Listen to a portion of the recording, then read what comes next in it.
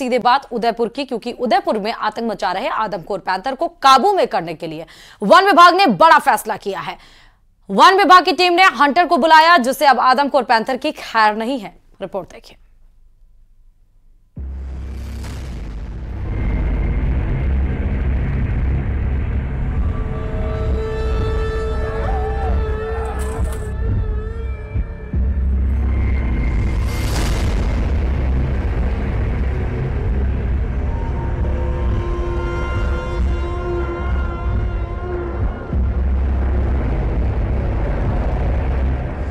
खत्म होगी आफत, अब आदमखोर की शामत।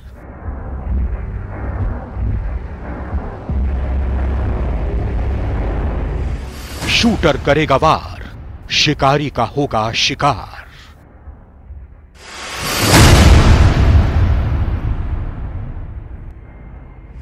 डरने और भागने की अब पैंथर की बारी।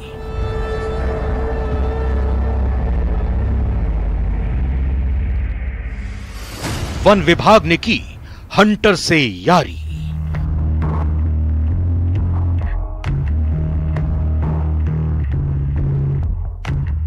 उदयपुर के गोगुंदा में आदमखोर का आतंक जारी है। पिछले 12 दिनों के अंदर पैंथर ने गोगुंदा में अब तक 7 लोगों को अपना शिकार बना लिया है। ऐसे में अब वन विभाग ने इस दहशत को खत्म करने के लिए एक बड़ा फैसला किया है और पैंथर के शूटआउट का फैसला लिया गया है। इसके लिए ग्रेट हंटर को जिम्मेदारी सौंपी गई है।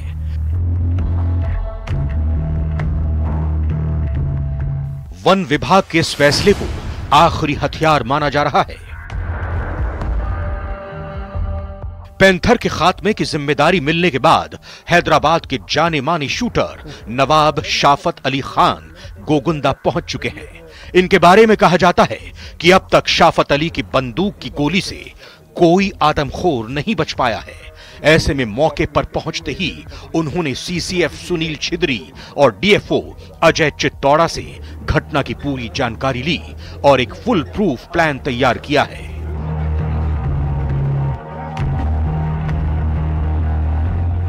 बताते चले कि गोगुंदा में अब तक 7 लोगों का शिकार तेंदुआ कर चुका है।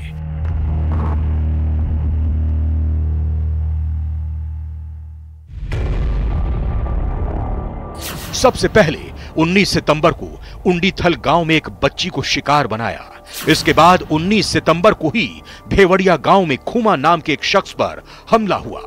20 सितंबर को उमरिया गांव की हमेरी बाई नाम की महिला का शिकार हुआ। 25 सितंबर को कुंडाऊ गांव की 5 साल की बच्ची सूरज को तेंदुए ने मार डाला। 28 सितंबर को गुर्जर का खेड़ा गांव की गटूबाई को तेंदुए ने अपना शिकार बनाया। 30 सितंबर को राठौड़ों का गुड़ा गांव के पुजारी विष्णु गिरी का शिकार किया। 1 अक्टूबर को कमला कंवर नाम की महिला का केलवा का खेड़ा गांव में शिकार किया। पैंथर के हमले और ग्रामीणों में डर दोनों बढ़ते जा रहे हैं। ऐसे में अब हंटर के मौके पर पहुंचने से लोगों को राहत तो मिली है, हालांकि टेंशन अभी भी बरकरार है। न्यूज़ 18 के लिए उदयपुर से कपिल श्रीमाली की रिपोर्ट।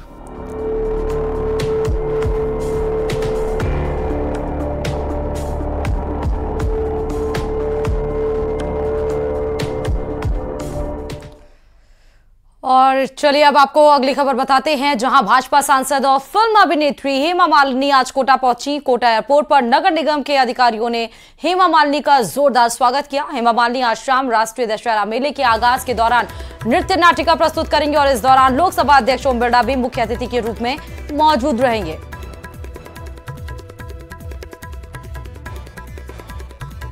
तो आपको बता दें कि भरतनाट्यम डांसर हैं हेमा मालिनी, और जब भी चाहे नवरात्रि का त्यौहार हो, कृष्ण अष्टमी हो, कृष्ण अष्टमी पे भी हमने देखा जहां मथुरा पर उन्होंने बेहतरीन नृत्य प्रस्तुत किया।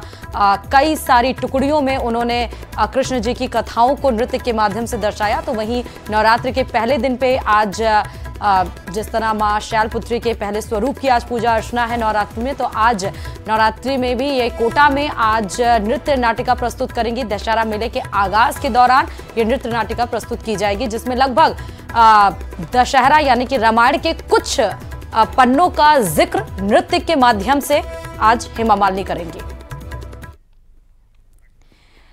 और इधर ईरान और इजराइल के बीच छिड़ी इस भयानक जंग का नतीजा क्या होगा, यह सवाल हर किसी के जहन में चल रहा है। लेकिन ईरान ने जो रुख अपना रखा है वो यही बता रहा है कि पश्चिम एशिया में कोई बड़ी अनहोनी हो सकती है, क्योंकि ईरान के अखबार तेहरान टाइम्स में बड़े बड़े शब्दों में लिखा गया है कि अगर ईरान के ऑपरेशन का जवाब दिया जाता तो ईरान ने भी बदले की कसम खाई है। देखिए रिपोर्ट।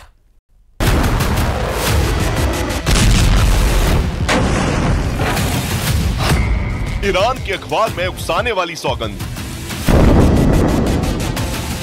इजराइल और अमेरिका को डायरेक्ट वार्निंग, तेहरान टाइम्स में तबाही की नई कहानी। पश्चिम एशिया का आसमान उस दहशत की गवाही दे रहा है जिससे इस वक्त पूरी दुनिया डरी हुई है। यही वजह है कि कतर यात्रा के दौरान ईरान के प्रेसिडेंट के एयरक्राफ्ट को 3 F-14 टॉमकैट फाइटर जेट सुरक्षा दे रहे हैं। डर इसी बात का है कि कहीं इजराइल की कोई मिसाइल अपने टारगेट को तबाह ना कर दे। वॉर जोन की ऐसी विभीषिका है, आन और बान के लिए ना जान लेने में कोई गुरेज है और ना ही जान देने में, और यही ईरान का प्रमुख अखबार तेहरान टाइम्स तस्दीक कर रहा है। तेहरान टाइम्स में बड़े बड़े शब्दों में लिखा गया है, Iran's hand on the trigger, यानी ट्रिगर पर ईरान का हाथ है, और उसके ठीक ऊपर इस हेडलाइन के मतलब को समझाया गया है जिसमें कहा गया है कि अगर ईरान के ऑपरेशन के जवाब में इजराइल ने कुछ भी किया तो ईरान ने भी बड़े हमले की कसम खा रखी है। यानी यह संदेश सिर्फ इजराइल के लिए नहीं है बल्कि इजराइल के सहयोगी देशों खासकर अमेरिका के लिए भी है, जिसने कुछ ही घंटे पहले यूएन में भी ईरान को अंजाम भुगतने की चेतावनी दी है। हम इजराइल की हर हाल में रक्षा करेंगे, इस मसले पर ईरान को गंभीर नतीजे भुगतने होंगे। इसके अलावा ईरान को सबक सिखाने के लिए अमेरिका ने नए तरीके से ईरान की घेरेबंदी शुरू कर दी है।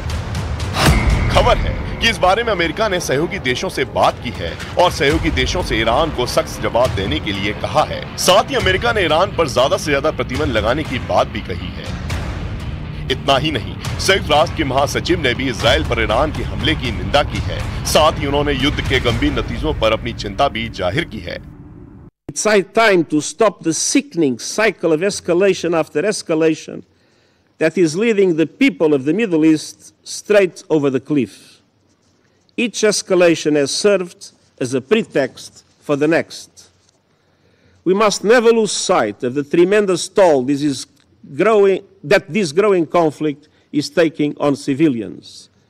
And we cannot look away from systematic violations of international humanitarian law. This deadly cycle of tit-for-tat violence must stop. इसी बीच ईरान के राष्ट्रपति मसूद पेजेश्कियान का भी बड़ा बयान आया है। ईरान के राष्ट्रपति ने इजराइल को चेतावनी देते हुए कहा है, हम इजराइल से युद्ध नहीं चाहते हैं, लेकिन अगर इजराइल ने कार्रवाई की तो हम उसका पहले से ज्यादा मजबूती और कठोरता से जवाब देंगे। इजराइल ने तेहरान में हमारे मेहमान की हत्या की थी। हम युद्ध नहीं चाहते, लेकिन इजराइल हम पर लगातार दबाव बना रहा है। यानी पश्चिम एशिया के लिए घड़ी बेहद चुनौतियों से भरी है, क्योंकि न ईरान झुकने को तैयार है और न ही इजराइल एक भी कदम पीछे हटने को तैयार है।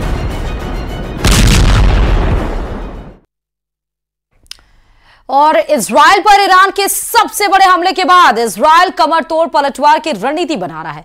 ईरान पर कभी भी बारूद की बेतहाशा बारिश हो सकती है। 4 मोर्चों पर अकेले महायुद्ध लड़ रहे इजराइल को अमेरिका का पूरा सपोर्ट है, तो ईरान के साथ भी इजराइल के दुश्मन देश लामबंद हो रहे हैं। यानी दुनिया में दो फाड़ हो चुकी है, ताकतें बढ़ चुकी हैं। अगर अरब में चल रहे इस महायुद्ध की आग फैली तो पूरी दुनिया इसकी चपेट में आ सकती है। मतलब ये कि दुनिया को थर्ड वर्ल्ड वॉर की दस्तक सुनाई देने लगी है। रिपोर्ट देखिए।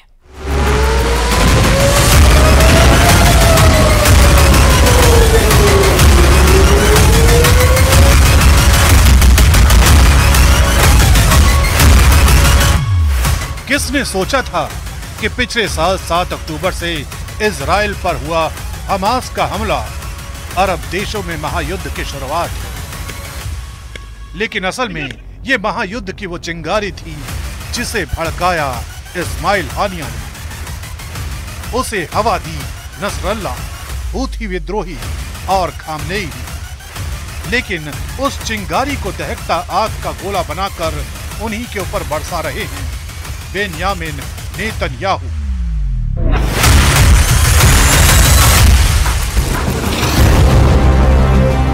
नतीजा ये हुआ कि आज इस महायुद्ध को लेकर दुनिया दो फाड़ हो चुकी है। एक तरफ है इजराइल गुट तो दूसरी तरफ है ईरान गुट। इजराइल पर हमले के पहले दिन से उसके साथ दुनिया का सबसे ताकतवर देश सुपर पावर अमेरिका खड़ा है। इसके अलावा फ्रांस, ब्रिटेन, जर्मनी समेत यूरोप के ज्यादातर देश इजराइल के समर्थन में हैं। और असल में दुनिया के यही वो देश हैं जिनके समर्थन से इजराइल की ताकत कई गुना बढ़ चुकी है। दूसरी तरफ इजराइल के दुश्मन नंबर 1 ईरान के साथ फिलिस्तीन, तुर्की, लेबनान, सीरिया, कतर और ओमान जैसे देश हैं। रूस और चीन भी ईरान के साथ खड़े हैं। हालांकि अभी देशों ने ईरान को खुला समर्थन नहीं दिया। दुनिया भर के युद्ध विशेषज्ञ सैन्य ताकत के मामले में इजराइल और ईरान के बीच बराबरी की टक्कर मानते हैं। ग्लोबल फायर पावर इंडेक्स के मुताबिक ईरान दुनिया में 14वें नंबर पर है तो इजराइल 17वें नंबर पर है। सेना, हथियारों और फाइटर जेट्स के लिहाज से भी दोनों देश एक दूसरे को अलग अलग मोर्चे पर टक्कर देते हैं।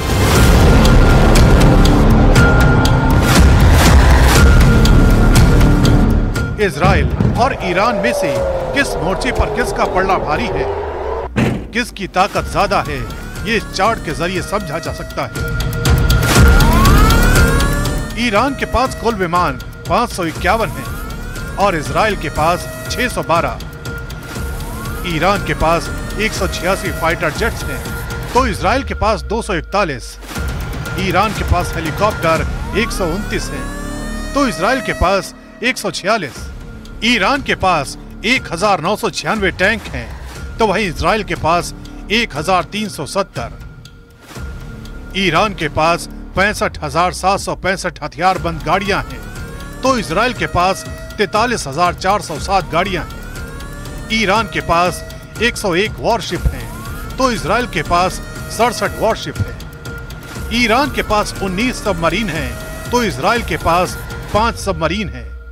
ईरान के पास 6,10,000 सैनिक हैं तो इजराइल के पास 1,70,000 सैनिक हैं, जबकि ईरान के पास 3,50,000 रिजर्व फोर्स है तो इजराइल के पास 4,65,000 रिजर्व फोर्स है। ईरान का रक्षा बजट 9 अरब डॉलर है तो इजराइल का 24 अरब डॉलर है। आंकड़ों के हिसाब से ईरान कई मोर्चों पर इजराइल पर भारी नजर आता है, लेकिन एक्सपर्ट के मुताबिक असल में ऐसा नहीं है। ईरान के पास सैन्य बल और हथियार ज्यादा दिखते हैं, लेकिन वो पुराने हैं। उनका रखरखाव भी बेहतर नहीं है। ईरान पर कई पाबंदियां लगी हुई हैं। दूसरी ओर इजराइल के पास अत्याधुनिक हथियार हैं। पश्चिम एशिया में चारों तरफ से घिरे होने के बावजूद वो अपनी लड़ाइयां लड़ता रहा है और जीतता भी रहा है। बेशक उसके पीछे अमेरिकी मदद रही है, लेकिन इन दोनों देशों के बीच कोई युद्ध हुआ तो वो ईरान और इजराइल के बीच तक सीमित नहीं होगा। इसमें और भी ताकतें शामिल हो जाएंगी, जिसके बाद दुनिया दो हिस्सों में बंट जाएगी। तब दुनिया पर तीसरे विश्व युद्ध का संकट मंडराने लगेगा। अगर इस महायुद्ध का दायरा दोनों गुटों के सहयोगी देशों तक फैलता है तो देखते ही देखते ये महायुद्ध तीसरे विश्व युद्ध में तब्दील हो जाएगा।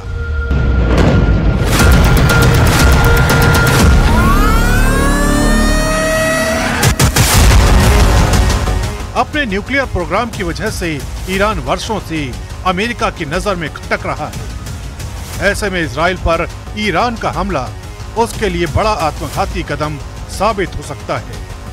ईरान के चारों तरफ अमेरिका ने सामरिक शतरंज के मोहरे तैनात कर दिए हैं। भूमध्य सागर से लेकर ओमान की खाड़ी तक और सीज नहर से लाल सागर तक और अदेन की खाड़ी से फारस की खाड़ी तक अमेरिकी नौसेना की तैनाती है। इसके अलावा Jordan, Syria, Bahrain, Kuwait, Qatar, Saudi Arabia, Iraq, UAE, Oman में अमेरिकी सेना के बेसिस हैं, जहां हजारों की संख्या में अमेरिकी सेना तैनात है। डिफेंस सिस्टम के साथ साथ रक्षात्मक और हमले करने के लिए तैयार सेना है। ऐसे में ईरान एक साथ इजराइल और अमेरिका का मुकाबला नहीं कर सकता। उसे बाकी देशों के हथियार और सैन्य मदद की दरकार होगी। ऐसे में जो भी देश ईरान के साथ खड़ा होने का फैसला करेगा वो भी युद्ध की आग में जल सकता है।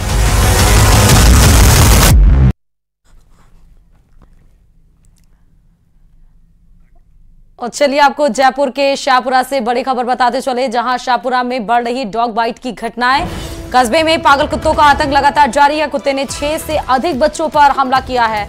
कुत्ते के हमले से मासूम घायल हो गया है। घायलों को शाहपुरा के उप जिला अस्पताल में भर्ती कराया गया। गंभीर हालत में दो को रेफर किया गया, जयपुर रेफर किया गया। डॉग बाइट की घटना से ग्रामीणों में दहशत फैला हुआ है।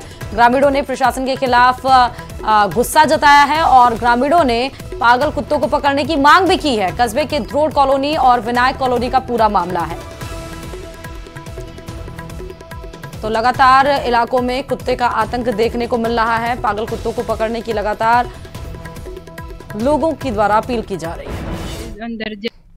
चलिए अब खबर इंदौर से बताते हैं, जहां पर गरबा आयोजन के दौरान धर्म को लेकर विवाद शुरू हो गया। बजरंग दल की शिकायत पर गरबा आयोजन निरस्त किया गया और वहीं पुलिस ने भवन कुआं के भावना नगर स्थित garba pandal light tent poster police ने हटवा दिए। आयोजक पर लव जिहाद को बढ़ावा देने का आरोप लगाया। बता दें कि फिरोज खान गरबा आयोजन के आयोजक थे और शिखर गरबा मंडल के आयोजक फिरोज खान अखिल भारतीय विद्यार्थी परिषद के सक्रिय कार्यकर्ता रह चुके हैं।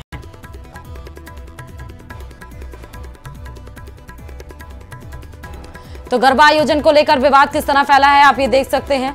हालांकि जितने भी गरबा आयोजन को लेकर जो भी आयोजन किए गए थे, जो भी चीजें थी, उन सबको पुलिस ने हटवाया है।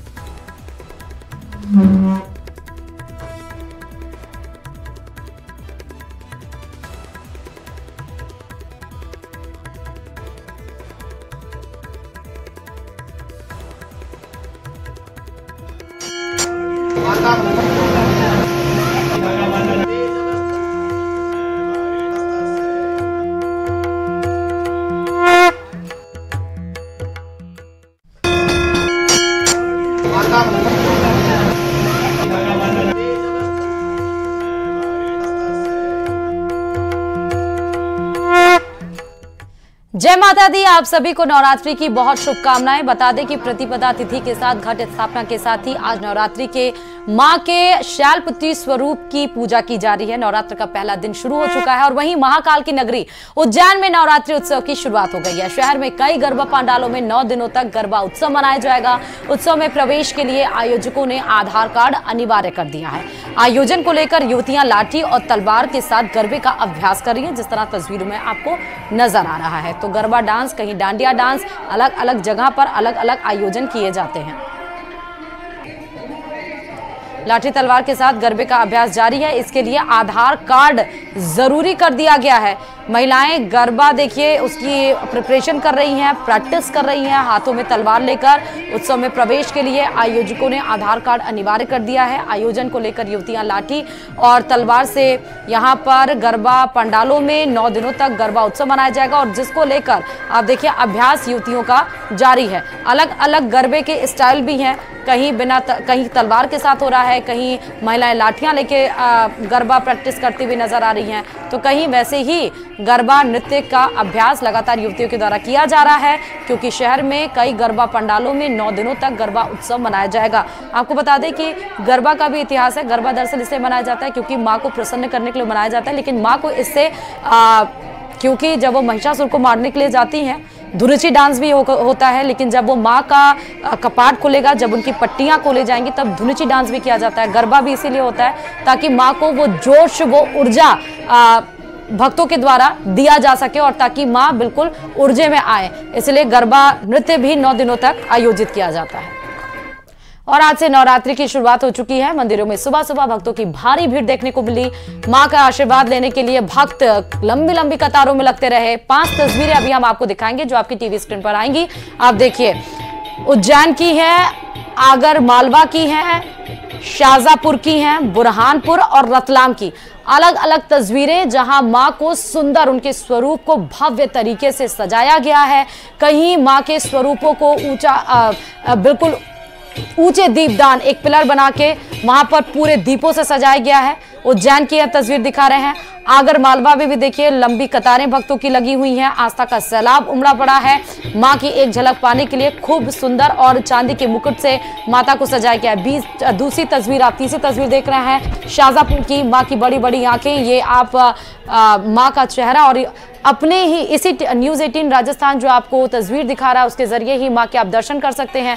बुरहानपुर भी आप देखिए मां के एक स्वरूप काली मां का जो स्टैचू बनाया गया, जो मूर्ति दर्शाई गई है, जहां पर भक्त आप देखिए अलग तरह से उत्साह और श्रद्धालु अलग तरीके से उनके पूजा पाठ विधि विधान करते हुए नजर आ रहे हैं। ऐसे ही रतलाम में भी देखिए मां की एक झलक पाने के लिए कैसे लंबी लंबी कतारें और मां के सामने सिर झुकाकर अपनी मनोकामना मांगते हुए भक्त नजर आ रहे हैं।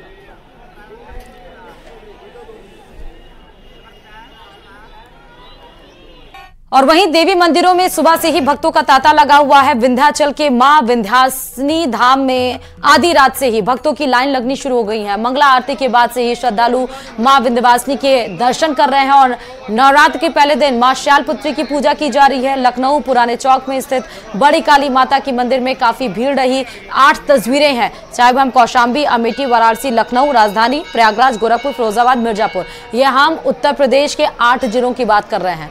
बड़ी काली माता की मंदिर में काफी भीड़ रही। सुबह 4 बजे से भक्त मंदिर में पहुंचने शुरू हो गए। प्रयागराज की बात करें तो आलोप शंकरी और ललिता देवी शक्तिपीठ में भी भोर से ही दर्शनार्थियों की भारी भीड़ देखने को मिली। वहीं वाराणसी, गोरखपुर और अमेठी के मंदिर में भी भक्तों की भीड़ उमड़ी हुई है। तो दूर दूर तक कहीं भी आप पूरे देश में जाएंगे, अलग अलग राज्यों में अलग अलग तरीके से उत्साह मनाया जा रहा है।